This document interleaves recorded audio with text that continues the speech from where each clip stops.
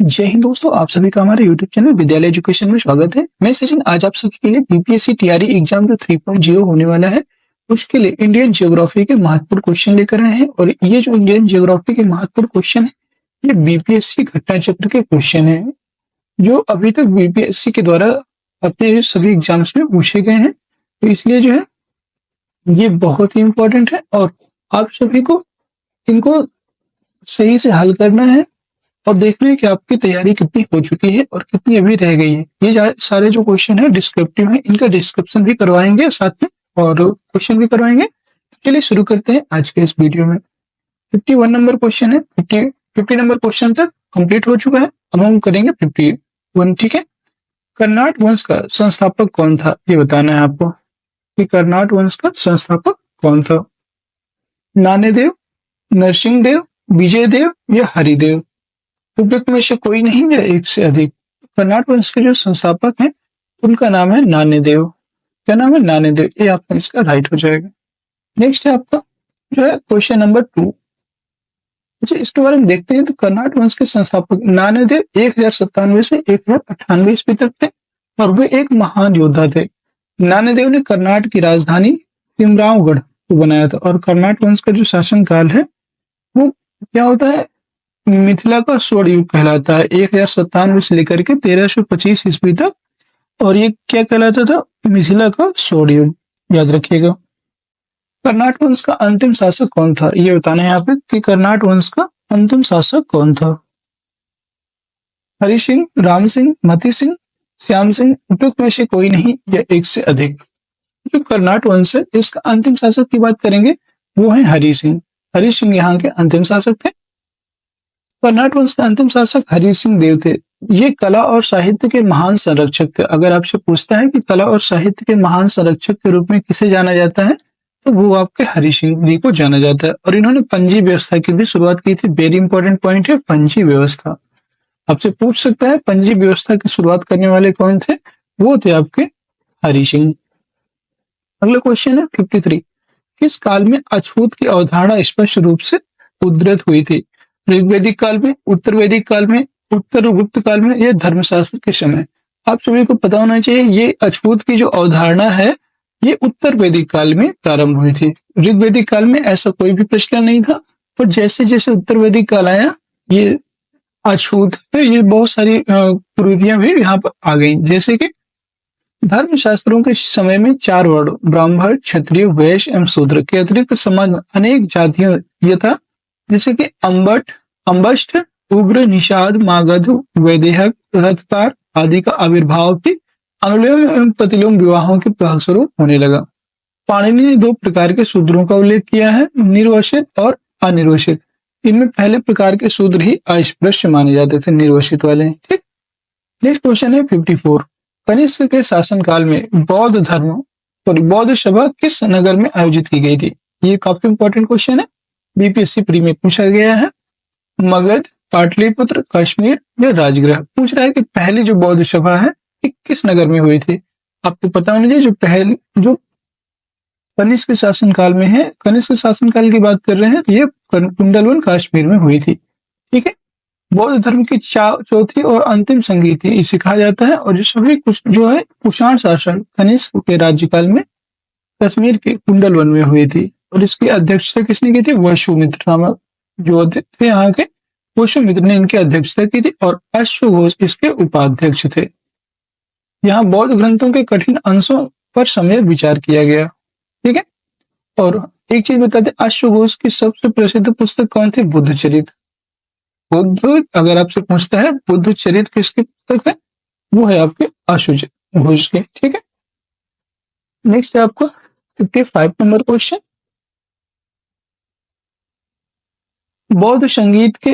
प्रथम बौद्ध संगीत के अध्यक्ष कौन थे? 4 बौद्ध संगीतियां हुई थी, याद रखिएगा। प्रथम बौद्ध संगीति के अध्यक्ष कौन थे?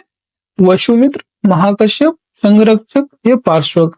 तो बताना है आपको प्रथम बौद्ध संगीति के जो रक्षक हैं वो है आपके महाकश्यप। महाकश्यप प्रथम बौद्ध संगीति के अध्यक्ष थे। ठीक है।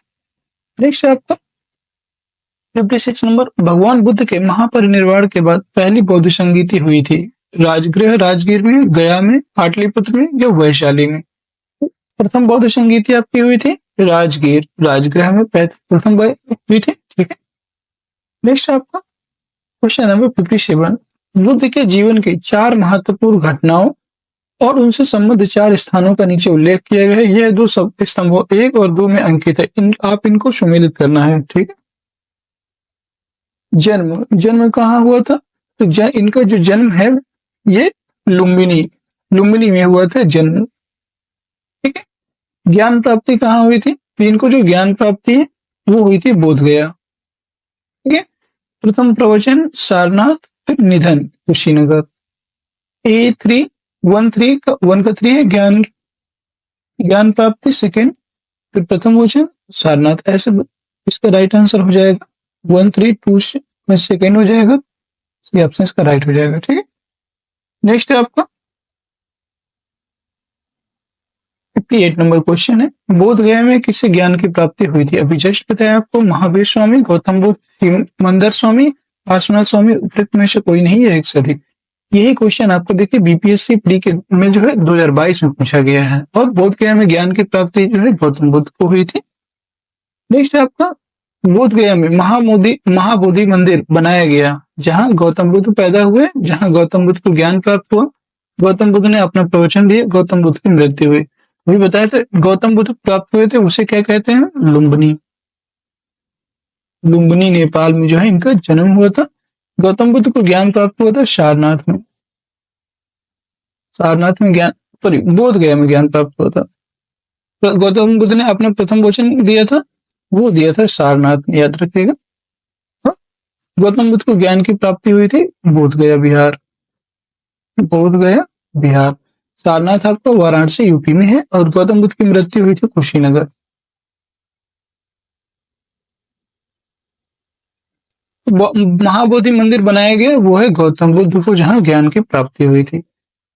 नेक्स्ट आपका क्वेश्चन नंबर 60, गौतम बुद्ध को एक देवता का स्थान किस राजा के युग में प्राप्त हुआ? अशोक, कनिष्क, चंद्रगुप्त, विक्रमादित्य या हर्ष? गौतम बुद्ध जो थे इनको एक देवता के रूप में जो स्थान है वो आपको कनिष्क के समय में मिला। ठीक है, ये भी आपका बीपीएससी प्री में पूछा गया था। कनिष्क के शासनकाल में संपन्न चतुर्थ बौद्ध संगीति में बौद्ध धर्म हीन एवं महायान नामक 2 स्पष्ट एवं स्वतंत्र संप्रदाय में विभक्त हो गया, और महायान शाखा में बुद्ध को देवता माना गया तथा उनकी पूजा की जाने लगी, और इसी के साथ अनेक बोधिसत्वों की भी पूजा प्रारंभ हुई। 61 नंबर क्वेश्चन है, ईसा पूर्व 6ठी सदी में विश्व की प्रथम गणतंत्रात्मक व्यवस्था कहाँ थी? Vaishali, Athens, Sparta, Pataliputra.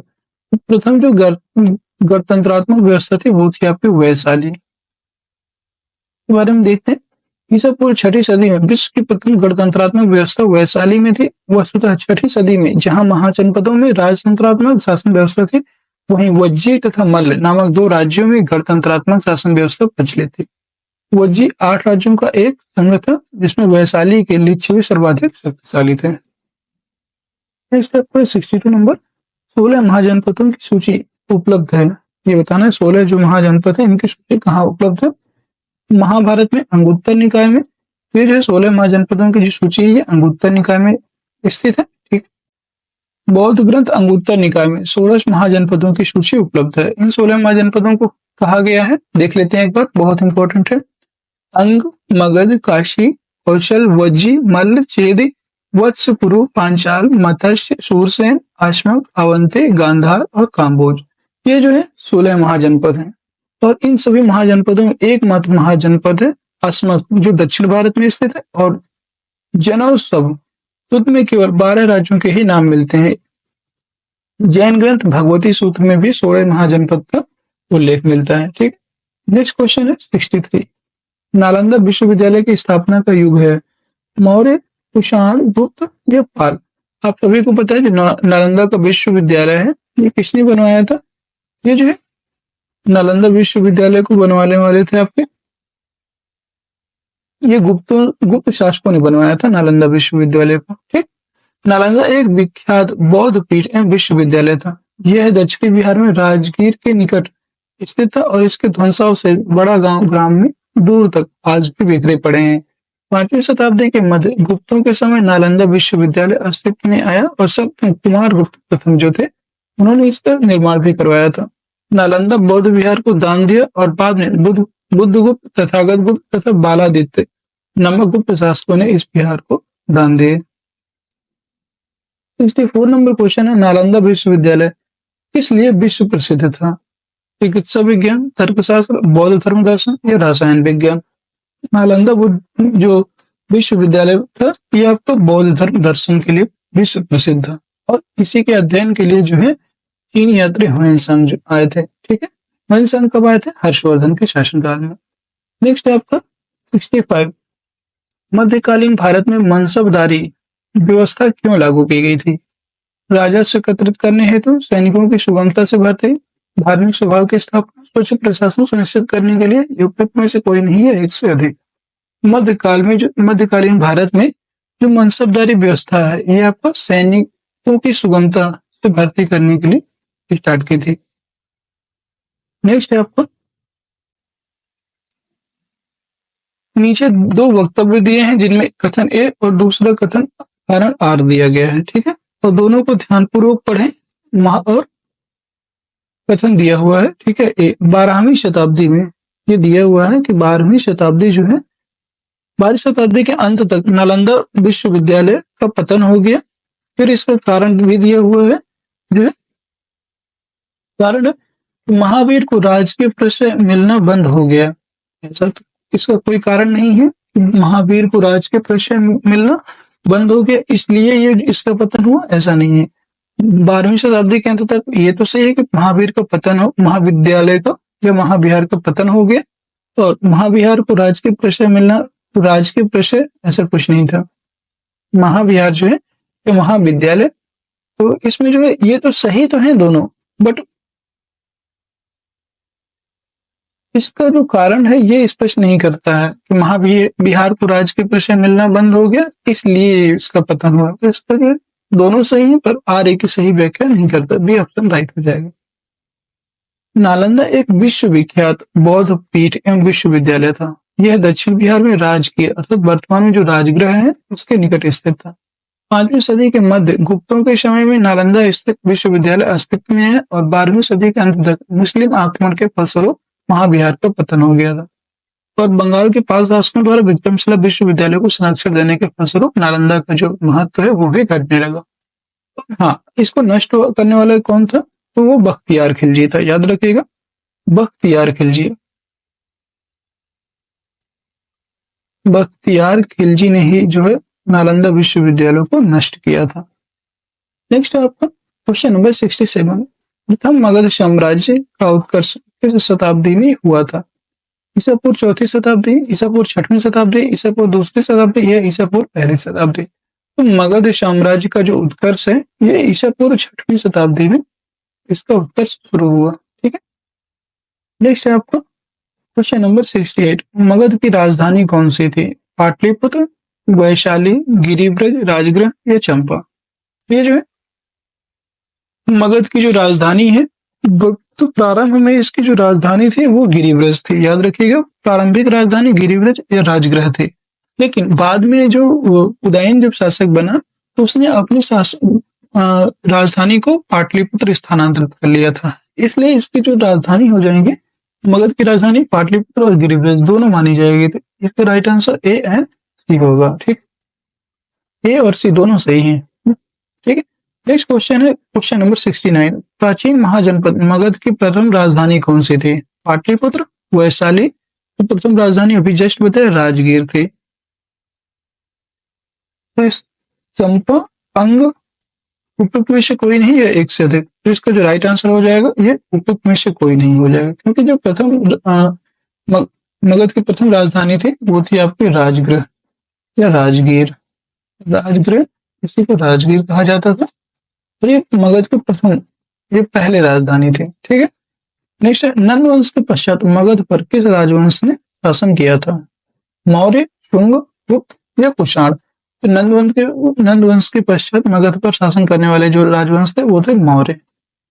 नंद वंश के शासक जो है घनानंद को पराजित करके मौर्य सम्राट चंद्रगुप्त मौर्य ने जो है शासन अपने स्थापित किया था। नंद वंश की स्थापना शिशु नागवंश के अंत करके की गई थी। ठीक है, और नंद वंश में कुल 9 राजा हुए थे। उग्रसेन, जिसे पुराणों में महापद्म कहा गया, पंडुक, पंडुगति, भूतपाल, राजपाल, गोविशाणक, दस सिद्धक, कैवर्त और घनानंद। घनानंद को पराजित किया और फिर इसके बाद सत्ता में आए थे। नंदवंश में जनता से बलपूर्वक धन वसूलने, छोटी और छोटी वस्तुओं पर भारी कर लगाने के कारण और जनता शासकों के विरुद्ध हो गई। चारों ओर घृणा एवं असंतोष का वातावरण भी व्याप्त हो गया था। इसी का लाभ उठाकर चंद्रगुप्त मौर्य एवं चाणक्य ने घनानंद की हत्या कर नंदवंश का अंत कर दिया था। नेक्स्ट आपका 71 नंबर क्वेश्चन, जिसके ग्रंथ में चंद्रगुप्त मौर्य का विशिष्ट रूप से वर्णन हुआ है वह क्या है? भास, रुद्रक, विशाखदत्त, सुघोष। चंद्रगुप्त मौर्य का विशिष्ट रूप से जो वर्णन हुआ है वह है आपका विशाखदत्त। ये ऑप्शन इसका राइट हो जाएगा। नेक्स्ट आपका 72, निम्नलिखित में से मगध का कौन सा राजा सिकंदर महान के समकालीन था? महापद्म नंद, घनानंद, तुकल्प या चंद्रगुप्त मौर्य? तो सिकंदर महान के समय में जो समकालीन था वो थे आपके घनानंद। ठीक है, महापद्म नंद के उत्तराधिकारियों की संख्या पुराणों तथा बौद्ध ग्रंथों में 8 मिलती है। इस वंश का जो अंतिम शासक घनानंद था, जो सिकंदर का समकालीन था, उसने यूनानी लेखकों ने जो है अग्रमीज कहा और जेनोफोन उसे बहुत धनाढ़ व्यक्ति बताता था। बद्दसाल उसका सेनापति था। अगर बात करें कि घनानंद का जो सेनापति है वो कौन था, पूछ सकता है कभी, वो था आपका सेनापति जो था उसका नाम था भद्दसाल। भद्दसाल इसका सेनापति था। ठीक है, नेक्स्ट क्वेश्चन आपका 73 है, पाटलिपुत्र में स्थित चंद्रगुप्त का महल मुख्यतः बना था। ये बहुत पूछता है। ठीक है, तो याद रखिएगा, ईंटों का, पत्थर का, लकड़ी का या मिट्टी का? तो चंद्र पाटलिपुत्र में स्थित जो चंद्रगुप्त का महल है ये लकड़ी का बना था। ये ऑप्शन राइट हो जाएगा। और नेक्स्ट है, देखिए, बिहार में पटना के समीप बुलंदीबाग एवं कुम्भहार में की गई खुदाई से मौर्य काल के लकड़ी के विशाल भवनों के अवशेष प्राप्त प्रकाश में आए हैं और इन्हें प्रकाश में लाने का जो श्रेय है इस पूनर महोदय को जाता है। और बुलंदी बाग से नगर के परकोटे के अवशेष तथा कुम्भहार से राजप्रसाद के अवशेष प्राप्त हुए थे। अगला है 74, अष्ट प्रधान का गठन किसने किया था? चंद्रगुप्त, अशोक, हर्षवर्धन, शिवाजी, उपयुक्त में से कोई नहीं, ये एक से अधिक। जब वो बीपीएससी प्री 2019 में पूछा गया था और अष्ट प्रधान का जो गठन करने वाले थे वो थे आपके शिवाजी। शिवाजी ने जो है इसका गठन किया था। नेक्स्ट है 75 नंबर क्वेश्चन, निम्नलिखित में से किस मौर्य राजा ने दक्कन की विजय प्राप्त की थी? अशोक, चंद्रगुप्त, बिंदुसार, कुणाल? तो दक्कन की विजय करने वाले थे वो थे आपके चंद्रगुप्त। चंद्रगुप्त जी ने जो है, चंद्रगुप्त मौर्य ने है जो है दक्कन की विजय प्राप्त की थी। मौर्य साम्राज्य के संस्थापक चंद्रगुप्त मौर्य ने दक्षिण भारत की विजय प्राप्त की थी और इस संदर्भ में अशोक के अभिलेखों, जैन एवं तमिल साक्ष्यों से जानकारी प्राप्त होती है कि दक्षिण भाग के अनेक स्थलों में अशोक के अभिलेख प्राप्त हुए हैं और किंतु अशोक ने एकमात्र कलिंग की विजय प्राप्त की है। ठीक है, एकमात्र जो है कलिंग की विजय कब हुई थी? ये 261 ईसा पूर्व की गई थी, 261 बीसी। अतः ऐसी स्थिति में दक्षिण में विजय का श्रेय हमें चंद्रगुप्त मौर्य को ही देना पड़ेगा, क्योंकि बिंदुसार की विजय अत्यंत संदिग्ध है एवं इतिहास में उसे एक विजेता के रूप में स्मरण नहीं किया जाता। जैन एवं तमिल साक्ष्य भी चंद्रगुप्त मौर्य की दक्षिण विजय की पुष्टि करते हैं। नेक्स्ट आपका 76 नंबर क्वेश्चन है कि अभिलेख जिससे यह प्रमाणित होता है कि चंद्रगुप्त का प्रभाव पश्चिम भारत पर था। अब बताना है कि किस अभिलेख से यह जो है प्रमाणित होता है। कलिंग शिलालेख, अशोक का गिरनार शिलालेख, रुद्रदामन का जूनागढ़ अभिलेख? तो यही सही है सी ऑप्शन, क्योंकि रुद्रदामन के जूनागढ़ से अभिलेख से ही यह प्रमाणित होता है कि चंद्रगुप्त का प्रभाव पश्चिम भारत तक भी था। नेक्स्ट क्वेश्चन है आपका, यहाँ से आप देख सकते हैं, रुद्रदामन के जूनागढ़ अभिलेख से यह ज्ञात होता है कि चंद्रगुप्त मौर्य के सौराष्ट्र जो गुजरात में स्थित है प्रांतीय शासक पुष्यगुप्त ने वहां सुदर्शन झील बनवाई थी और बाद में अशोक के यूनानी गवर्नर कुशास्प ने इस जलाशय के साथ बहुत सी नहरें भी बनवाई। इस प्रांत को आनर्त तथा सौराष्ट्र कहा गया है। इससे पश्चिम भारत पर चंद्रगुप्त के आधिपत्य का भी पता चलता है। नेक्स्ट 77, निम्न में से कौन सा क्षेत्र अशोक के साम्राज्य में सम्मिलित नहीं था? अफगानिस्तान, बिहार, श्रीलंका, कलिंग? तो अशोक के साम्राज्य में सम्मिलित नहीं था, उसे कहते हैं श्रीलंका। श्रीलंका अशोक के साम्राज्य में सम्मिलित नहीं था और द्वितीय शिलालेख से स्पष्ट होता है कि भारत में अशोक का जो अधिकार है चोल, पांड्य, सत्यपुत, केरलपुत एवं ताम्रपड़ी श्रीलंका को छोड़कर सर्वत्र था, क्योंकि इन राज्यों को प्रत्यंत या सीमावर्ती राज्य कहा जाता था। ठीक। और दोस्तों, क्लास कैसी लग रही है? अगर क्लास आपको पसंद आ रही है तो क्लास को लाइक करते जाइएगा और शेयर भी जरूर कीजिएगा। ठीक है। क्लास के लास्ट में आपके लिए एक क्वेश्चन होगा जिसका आंसर आप सभी को देना होगा। 78 नंबर क्वेश्चन है, अशोक के शासनकाल में बौद्ध सभा किस नगर में आयोजित की गई थी? अशोक के शासनकाल में मगध, पाटलिपुत्र, समस्तीपुर या राजगृह? अशोक के शासनकाल में आपके पाटलिपुत्र में जो है बौद्ध सभा का आयोजन किया गया था। सिंगली अनुसूचियों और दीपवंश और महावंश के अनुसार अशोक के राज्यकाल में पाटलिपुत्र में मुगलिपुत्र तीसरे की अध्यक्षता में तृतीय बौद्ध संगीति का आयोजन हुआ। नेक्स्ट है 79, अशोक के शिलालेखों में प्रयुक्त भाषा है संस्कृत, प्राकृत, पाली और हिंदी। ये आपसे पूछ सकता है क्योंकि कई बार जो है लैंग्वेज से क्वेश्चन आते हैं तो ऐसे ही क्वेश्चन बनते हैं। अशोक के शिलालेखों में जो प्रयुक्त भाषा थी वो थी आपके प्राकृत भाषा का प्रयोग हुआ था। ठीक है। अशोक के इतिहास में हमें मुख्यतः उसके शिलालेख अभिलेखों से ही ज्ञात होता है और उसके अभिलेखों का विभाजन 3 वर्गों में किया गया है, शिलालेख, स्तंभलेख एवं गुहालेख। शिलालेख 14 विभिन्न लेखों का एक समूह है जो 8 विभिन्न स्थानों से प्राप्त हुए थे। ये स्थान कौन कौन से हैं? तो सहबाजगढ़ी, मानसेरा, कालसी, गिरनार, धौली, जौगढ़, एरागुड़ी, तुपारा। ये जो है 8 स्थान है जहां से 14 विभिन्न अभिलेख प्राप्त हुए हैं। अशोक के अधिकांश अभिलेख जो है प्राकृत भाषा एवं ब्राह्मी लिपि में लिखे गए हैं। ठीक है। भाषा कौन सी थी? प्राकृत। और लिपि की बात करेंगे तो ब्राह्मी लिपि थी। केवल 2 अभिलेखों सहबाजगढ़ी और मानसेहरा जो अभिलेख है इनकी लिपि ब्राह्मी न होकर के खरोष्ठी है, ये भी याद रखिएगा। 2 ऐसे इसके अभिलेख थे जो खरोष्ठी लिपि में लिखे गए थे। तक्षशिला से अरेमाइक लिपि में लिखा गया एक भग्न शिलालेख मिलता है और सरेकुना नामक स्थान से यूनानी तथा अरेमाइक लिपियों में लिखा गया द्विभाषी यूनानी एवं सीरियाई भाषा अभिलेख तथा लखमान नामक स्थान से अरेमाइक लिपि में लिखा गया अशोक का अभिलेख प्राप्त हुआ। नेक्स्ट है क्वेश्चन नंबर 80, निम्नलिखित में से प्राचीन भारत की कौन सी लिपि दाहिने से बाईं ओर लिखी जाती थी? दाएं से बाईं ओर ब्राह्मी, शारदा, खरोष्ठी, नंदगागिरी और उपयुक्त में से कोई नहीं है एक से अधिक। ये 2017 में पूछा गया बीपीएससी का प्रश्न है। दाएं से बाएं लिखी जाने वाली जो लिपि थी उसे हम कहते थे खरोष्ठी लिपि। ये ऑप्शन राइट हो जाएगा। नेक्स्ट है 81, अशोक के धम्म का मूल संदेश क्या था? वेरी इंपॉर्टेंट क्वेश्चन है, ये भी आपको बीपीएससी 2017 में पूछा गया है। राजा के प्रति वफादारी, शांति एवं अहिंसा, बड़ों का सम्मान या धार्मिक सहनशीलता। उपयुक्त में से कोई नहीं है एक से अधिक। जो है धम्म का मूल संदेश क्या था? ये था एक से अधिक इसमें होगा, शांति एवं अहिंसा भी होगा, धार्मिक सहनशीलता भी होगा, बड़ों का सम्मान, मतलब सभी बहुत सारी चीजें इसके अंतर्गत आती है। जैसे अशोक धर्म अर्थात धर्म एक नैतिक संहिता थी। अशोक अपने और 7वें अभिलेख के माध्यम से 7वें शिलालेख के माध्यम से संदेश देता है कि अपा सिन्वे बहु कयाने दया दाने सचे सोचे माँ दे साधवे चा। अर्थात जो है कम पाप करना, कल्याण करना, दया दान करना, सत्य बोलना, पवित्रता से रहना, स्वभाव में मधुरता तथा साधुता बनाए रखना। इस प्रकार अशोक जो है धर्म के मूल संदेश में शांति और अहिंसा, बड़ों का सम्मान, धार्मिक सहनशीलता सभी प्रकार के जो है इसमें निहित है, इसलिए इसका आंसर जो है ये रखा गया। नेक्स्ट है 82, केवल वह स्तंभ जिसमें अशोक ने स्वयं को मगध का सम्राट बताया।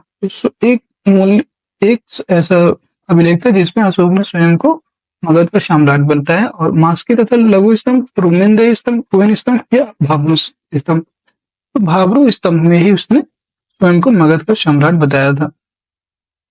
नेक्स्ट है क्वेश्चन नंबर 83, अशोक जो है अपने शिलालेखों में अशोक सामान्यतः किस नाम से जाने जाते थे ये बताना है। चक्रवर्ती, प्रियदर्शी, धर्मदेव और धर्म कीर्ति, इनको बताना है किस नाम से जाने जाते थे। ये जो अशोक थे ये प्रायः अपने अभिलेखों में प्रियदर्शी के नाम से जाने जाते थे। नेक्स्ट है आपका क्वेश्चन नंबर 84, कौटिल्य के अर्थशास्त्र में किस पहलू पर प्रकाश डाला गया है? आर्थिक जीवन, राजनीतिक नीतियां, धार्मिक जीवन या सामाजिक जीवन। जो कौटिल्य अर्थशास्त्र है उसमें राजनीतिक नीतियों के बारे में प्रकाश डाला गया है। ठीक।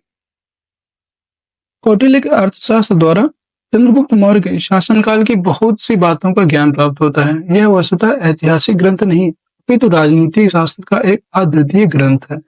इसकी तुलना मैकियावेली के प्रिंस से की जाती है। नेक्स्ट है 85 नंबर क्वेश्चन है, कौटिल्य की पुस्तक अर्थशास्त्र किस विषय पर आधारित है? आर्थिक संबंध, शासन कला के सिद्धांत और अभ्यास, विदेश नीति, धन संचय, उपयुक्त में से कोई नहीं या एक से अधिक। तो कौटिल्य की जो पुस्तक है ये किस बात पर आधारित है? ये कई एक से अधिक पर, जैसे शासन कला के सिद्धांत और अभ्यास पर, विदेश नीति पर, धन संचय कैसे करना है, इन बहुत सारी चीजों पर ये आधारित है। जैसे कि कौटिल्य यह चाणक्य द्वारा मौर्य काल में रचित अर्थशास्त्र शासन के सिद्धांतों और अभ्यास की पुस्तक है। इसमें राज्य के लिए मंडल सिद्धांत जो विदेश नीति की व्याख्या करते हैं।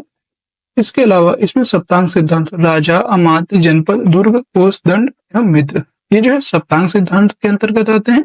ठीक है। और अर्थशास्त्र में तत्कालीन प्रशासन एवं कृषि, शिल्प एवं व्यापार व्यवस्था की भी विस्तृत जानकारी मिलती है। नेक्स्ट 86 नंबर क्वेश्चन है, मेगास्थनीज ने भारतीय समाज को कितनी श्रेणियों में विभाजित किया था? 6, 4, 5, 6, 7। इसने जो है 7 श्रेणियों में विभाजित किया था। मेगास्थनीज ने अपनी पुस्तक इंडिका में भारतीय समाज को 7 श्रेणियों में विभाजित किया। पहला था दार्शनिक, कृषक, पशुपालक, कारीगर, योद्धा, निरीक्षक एवं सभासद। और मेगास्थनीज समाज जो है भारतीय समाज में दास प्रथा के प्रचलित होने का उल्लेख नहीं करता है। और मौर्य काल में कोई भी व्यक्ति ना तो अपनी जाति से बाहर विवाह कर सकता था और ना ही उससे भिन्न पेशा ही अपना सकता था। मतलब इनका जो है पेशा भी निश्चित था। 87 नंबर क्वेश्चन है, मौर्य साम्राज्य का 7 वर्गों में विभाजन का विशेष रूप से उल्लेख किया गया है। कौटिल्य के अर्थशास्त्र में, अशोक के शिलालेख में, पुराणों में, मेगास्थनीज की पुस्तक इंडिका में, उपयुक्त में से कोई नहीं है एक से अधिक। बीपीएससी 2017 में पूछा गया है और अब टेस्ट बताया आपको कि जो मौर्य साम्राज्य का 7 वर्गों में विभाजन है ये इसका उल्लेख मेगास्थनीज की पुस्तक इंडिका में किया गया है। डी ऑप्शन इसका राइट हो जाएगा। 88 नंबर क्वेश्चन है, पेरिप्लस ऑफ द इरिथ्रियंस किसने लिखी थी? टेरियस, प्लिनी, टॉलमी, स्ट्रैबो, उपयुक्त में से कोई नहीं है एक से अधिक। तो जो पेरिप्लस ऑफ द इरिथ्रियंस लिखी थी ये जो है पेरिप्लस के द्वारा ही लिखी गई थी। ये ग्रीक रोमन जो इतिहासकार थे उनके द्वारा ये लिखी गई थी। तो इसका जो राइट आंसर ये हो जाएगा, इनमें से कोई नहीं। नेक्स्ट क्वेश्चन है आपका, वह स्रोत जिसमें पाटलिपुत्र के प्रशासन का वर्णन उपलब्ध है वह कौन सा है? दिव्यावधान, अर्थशास्त्र, इंडिका, अशोक शिलालेख। पाटलिपुत्र के जो प्रशासन है इसका उल्लेख इंडिका में किया गया है, याद रखिएगा। मेगास्थनीज की इंडिका में पाटलिपुत्र के प्रशासन का वर्णन किया गया है। नेक्स्ट है 90 नंबर क्वेश्चन, पाटलिपुत्र को किस शासक ने सर्वप्रथम अपनी राजधानी बनाई? चंद्रगुप्त मौर्य, अशोक महान, चंद्रगुप्त विक्रमादित्य या कनिष्क। तो सब जो है किस शासक ने सर्वप्रथम अपनी राजधानी बनाई? वो थे चंद्रगुप्त मौर्य। ये ऑप्शन इसका राइट हो जाएगा। अगला क्वेश्चन है 91, इनमें से किसने सर्वप्रथम व्यापक पैमाने पर स्वर्ण मुद्रा का प्रचलन किया था? पुष्यमित्र सुंग, मेनांडर, बीएम कैटफिशस, गौतमीपुत्र सातकर्णी, उपयुक्त में से कोई नहीं है एक से अधिक। तो यहाँ पे इसका राइट आंसर हो जाएगा विम कैटफिशस। विम कैटफिशस एक कुषाण वंश का शासक था। ठीक है। कुषाण शासकों द्वारा व्यापक पैमाने पर स्वर्ण मुद्रा का प्रचलन प्रारंभ किया गया और उपमहाद्वीप में उनका सबसे महत्वपूर्ण योगदान था। कुषाण शासक जो है विम कैटफिशस को स्वर्ण मुद्राओं के प्रचलन का श्रेय प्राप्त है। अगला है 92 नंबर क्वेश्चन, कला की गांधार शैली निम्न समय में फली फूली? कुषाणों के समय, गुप्तों के समय, अकबर के समय या मौर्यों के समय? तो जो गांधार शैली है इसका सबसे ज्यादा विकास हुआ था कुषाणों के समय। कुषाण शासक कनिष्क के शासनकाल में कला के क्षेत्र में 2 स्वतंत्र शैलियों का विकास हुआ, गांधार शैली और मथुरा शैली। और इन दोनों को कनिष्क की ओर से पर्याप्त प्रोत्साहन भी दिया गया और गांधार कला यूनानी कला से भी प्रभावित थी। नेक्स्ट है 93, इनमें से किस शासक ने चतुर्थ बौद्ध संगीति कश्मीर में आयोजित किया? अभी जस्ट बताया था, अशोक, अजातशत्रु, कनिष्क, बालासोक। उपयुक्त में से कोई नहीं है एक से अधिक। यह बीपीएससी प्री में पूछा गया 2020 का क्वेश्चन है और कश्मीर में जो है कनिष्क के द्वारा चौथी बौद्ध संगीति का आयोजन किया गया था। ठीक है। और इसकी अध्यक्षता की बात करेंगे तो इसकी अध्यक्षता वसुमित्र ने की थी। ठीक है। नेक्स्ट क्वेश्चन है आपका क्वेश्चन नंबर 94, शुंग वंश के बाद किस वंश ने भारत पर राज किया था? सातवाहन, कुषाण, कण्व और गुप्त। तो शुंग वंश के जो बाद जो है कंड वंश ने शासन किया था। ठीक है, ये ऑप्शन राइट हो जाएगा। नेक्स्ट है आपका 95, राजा खारवेल का नाम जुड़ा है गिरनार के स्तंभ लेख से, जूनागढ़ स्तंभ लेख से, हाथी गुम्फा लेख के साथ, सारनाथ लेख के साथ। तो खारवेल जो शासक है उनका नाम जुड़ा है हाथी गुम्फा लेख से। ठीक है, कलिंग का चेदी शासक खारवेल प्राचीन भारतीय इतिहास के महानतम सम्राटों में से एक था। उड़ीसा प्रांत के भुवनेश्वर से 3 मील की दूरी पर स्थित उदयगिरी पहाड़ी की हाथी गुम्फा से उसका एक बिना तिथि का अभिलेख प्राप्त हुआ। इसमें खारवेल के बचपन, शिक्षा, राज्याभिषेक तो राजा होने के बाद से 13 वर्षों तक के शासनकाल की घटनाओं का क्रमबद्ध विवरण दिया गया है। यह अभिलेख खारवेल का इतिहास जानने का एकमात्र स्रोत है।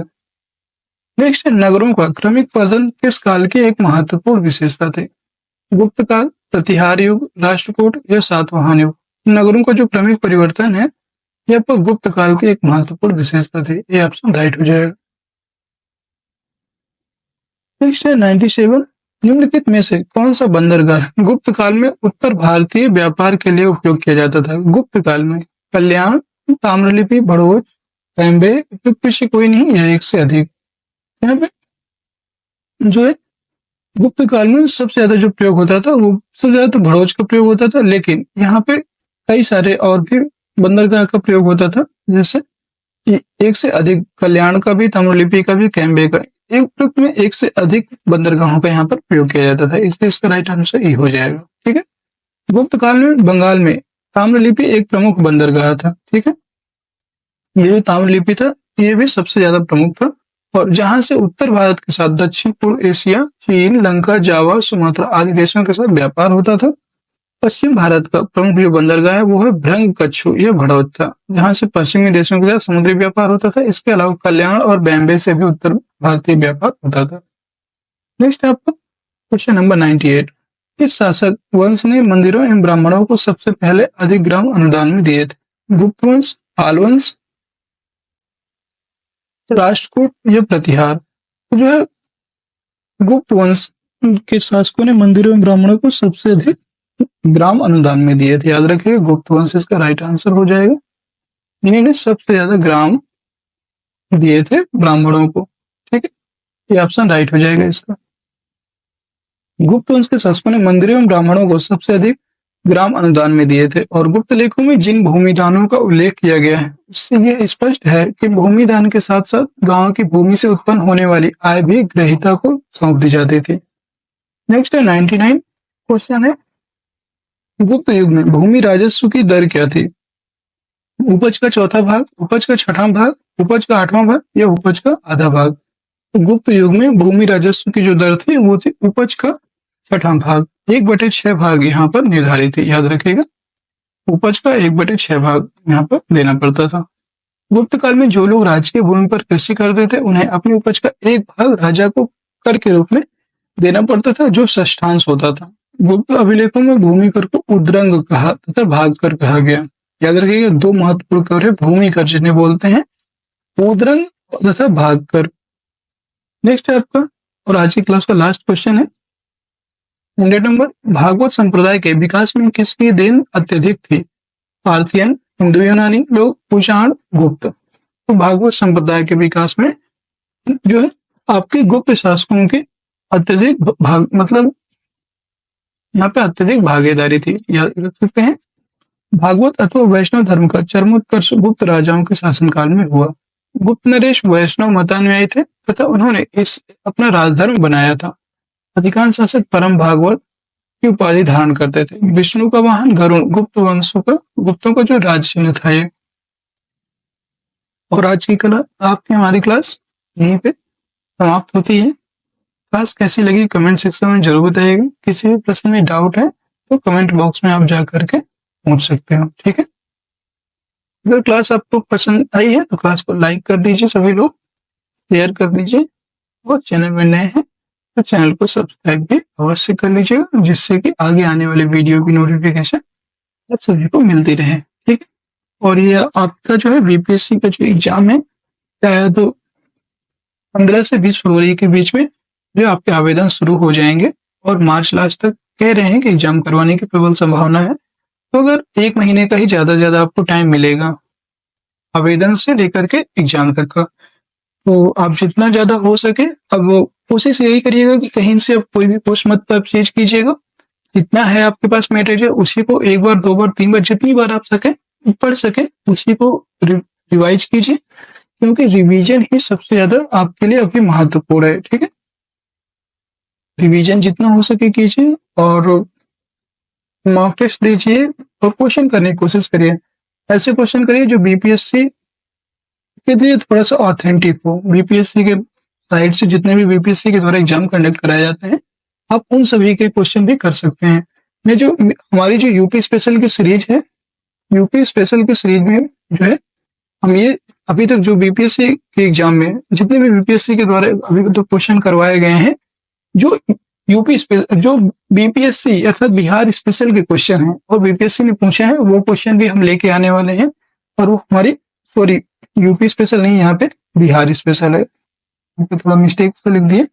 बिहार स्पेशल की जो क्लास है आपकी चल रही है, उसमें हम आपको जितने भी बीपीएससी ने क्वेश्चन पूछे हैं उन सभी क्वेश्चन को करवाने वाले हैं। तो ठीक है, मिलते हैं नेक्स्ट वीडियो में, तब तक के लिए जय हिंद, जय भारत।